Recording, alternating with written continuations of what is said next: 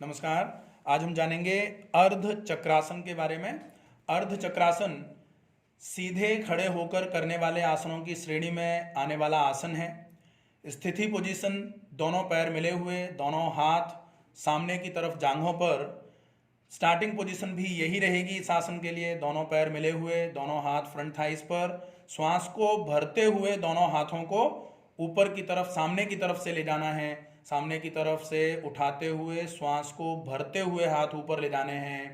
हाथों को ऊपर ले जाके पूरा ऊपर की तरफ खींचना है पहले जोर से, और उसके बाद श्वास को छोड़ते हुए पूरे हाथों को कंधों से पीछे की तरफ ले जाना है। आप देख रहे हैं यहाँ कि पूरा चक्र के समान बन रहा है, अर्ध चक्र बन रहा है, इसलिए इसको बोला जाता है अर्ध चक्र आसन। अर्ध चक्र आसन में आपने देखा कि पूरी की पूरी लोअर बैक पर असर आया हुआ था। साथ में आपका जो लोअर एब्डोमेन था, इस पर स्ट्रेचिंग का पूरा इफेक्ट आया हुआ था। जिनका लोअर एब्डोमिनल बेली फैट ज़्यादा होता है, उन लोगों के लिए ये आसन बहुत इफेक्टिवली काम करता है। साथ में जब हम इस आसन में जाते हैं, एक बार फिर से जाएंगे, जब हम आसन में जा रहे हैं तो आप देख रहे हैं कि हाथ जैसे जैसे पीछे जा रहे हैं, सीना पूरा खुल रहा है। तो श्वास से संबंधित सारी समस्याओं में यह आसन बहुत इफेक्टिव रहता है। पूरे के पूरे पीछे पीठ की मांसपेशियां जो हैं, इन पर आपका टोनिक इफेक्ट पड़ेगा। तो बैकवर्ड बेंडिंग का आसन, अगर आपके पोस्टीरियर स्लिप डिस्क नहीं है, पोस्टीरियर साइड में अगर बल्ज नहीं आया है, तो यह आसन आपके लिए बहुत इफेक्टिव होने वाला है। इसलिए कमर के दर्द में बिना एमआरआई को देखे ये बता पाना कि आपको बैकवर्ड बेंडिंग करना है, कि आपको फॉरवर्ड बेंडिंग नहीं करना है, या आपको लंबर रीजन पर डिस्ट्रैक्शन करना है, ये एमआरआई देखने के बाद ही पता चल सकता है।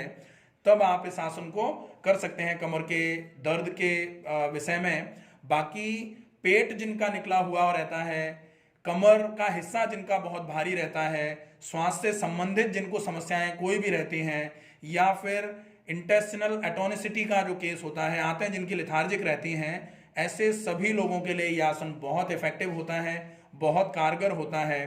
साथ में यह आसन हाइट बढ़ाने के लिए भी बहुत इफेक्टिव होता है, क्योंकि ताड़ासन करने के बाद जब आप हाथ को पीछे की तरफ ले जा रहे हो तो आपके पूरे के पूरे स्पाइनल कॉर्ड में स्ट्रेचिंग इफेक्ट जा रहा होता है। साथ में आपने हाथों को पूरा ऊपर की तरफ खींच के रखा हुआ होता है, आपने हाथ पूरे ऊपर की तरफ खींच के रखे होते हैं, तान के रखा होता है शरीर। तो आपके पैरों की बोन्स जो हैं, जो आपकी फीमर और टिबिया के साथ में, जो बगल में टिबिया के बगल में होती है फिबुलर बोन, इन पर भी स्ट्रेचिंग इफेक्ट मिल रहा होता है। अगर आपकी उम्र, अगर मेल जेंडर हैं और 18 साल से कम उम्र में आप इस आसन को करते हैं, तो निश्चित ही हाइट इंप्रूव कराने के लिए ये बहुत इफेक्टिव रहेगा। अगर मेल हैं तो आप 21 साल तक की उम्र में इसको कर सकते हैं हाइट बढ़ाने के लिए। फीमेल के केस में 18 साल तक की उम्र में अगर आप इसको करते हैं तो निश्चित ही हाइट बढ़ाने में यह बहुत इफेक्टिव साबित होता है। यह हाइट बढ़ाना इस आसन से 18 फीमेल और 21 मेल ये क्यों होता है? क्योंकि बोन पर एक स्थिति होती है बोन के ऑसिफाइड होने की। तो सेमी ऑसिफिकेशन स्टेज में जब तक बोन रहती है, मेटाफाइसिस और एपिफाइसिस जब तक मिली हुई नहीं रहती हैं, फ्यूज नहीं होती हैं कंप्लीटली, ऑसिफिकेशन नहीं होता है इन मेटाफाइसिस एंड और एपिफाइसिस एंड का, तब तक आपकी हाइट बढ़ सकती है, बोन खिंच सकती है खींचने पर। जब वो फिक्स हो जाती हैं, उसके बाद आप कैल्शियम ले लो या स्पीडो हाइट ले लो, चाहे कुछ भी लेते रहो, आपकी अगर मेटाफाइसिस और एपिफाइसिस फ्यूज हो गई है, उसके बाद आपकी हाइट बढ़ने की बजाय आपकी बोन की चौड़ाई बढ़ सकती है। चौड़ाई बढ़ने से कोई हाइट वाइट तो बढ़नी नहीं है।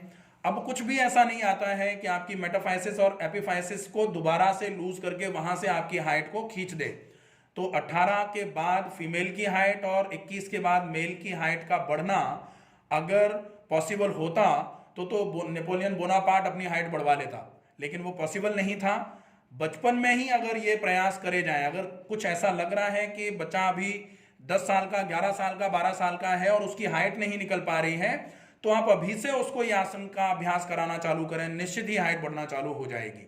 हाइट बढ़ाने के साथ साथ सिस्टमिक जो इसके फायदे होते हैं, पाचन तंत्र से संबंधित सारी समस्याओं में यह आसन बहुत इफेक्टिव होता है। जिन लोगों को ऊपर की तरफ डकार आती रहती है, अगर वो लोग इस आसन को करते हैं तो यह अपान वायु को एक्टिवेट कराने वाला आसन होता है। गैस्ट्रोकोलिक रिफ्लेक्स जनरेट कराएगा, आपका पाचन जो है वो धीरे धीरे करके दुरुस्त होना चालू हो जाएगा। जिन लोगों को एक बार में मोशन साफ नहीं होता है इंटेस्टिनल एटोनिसिटी की वजह से, उन लोगों के लिए भी ये आसन बहुत वरदान के जैसे साबित होगा। आंतों में टोन बढ़ेगी तो निश्चित ही एक बार में पेट बिल्कुल क्लियर होना चालू हो जाया करेगा। साथ में यह आसन आपके बेली फैट को कम करने के साथ साथ, जब आप इस आसन को कर रहे हैं, एक बार दोबारा से करेंगे, दोनों हाथ आपके सामने थे, श्वास को भरते हुए आपने दोनों हाथों को ऊपर की तरफ उठाया था। अब जैसे जैसे हाथ आपके ऊपर की तरफ उठ रहे हैं, आप देख रहे हो कि जैसे जैसे हाथ ऊपर की तरफ उठे, बाजू कानों से लगे, अब आपका हाथ का हिस्सा जैसे जैसे पीछे की तरफ जाएगा, सीना फैलना चालू हो जाएगा।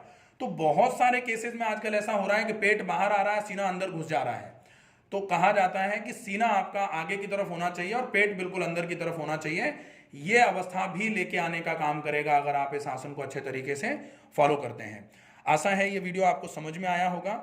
इस वीडियो से रिलेटेड अगर आपको कोई चीज़ समझ में नहीं आती है तो आप कमेंट बॉक्स में अपने प्रश्न को लिख करके पूछ सकते हैं, आपको ज़रूर उत्तर मिलेगा। अगर और भी कोई वीडियो आप चाहें कि आपके किसी विषय पर आपको जानकारी चाहिए तो आप कमेंट बॉक्स में लिख सकते हैं, उससे रिलेटेड वीडियो बना करके अपलोड किया जा सकता है। अपना ध्यान रखिए, अपनों का ध्यान रखिए, सुरक्षित रहिए, स्वस्थ रहिए। धन्यवाद।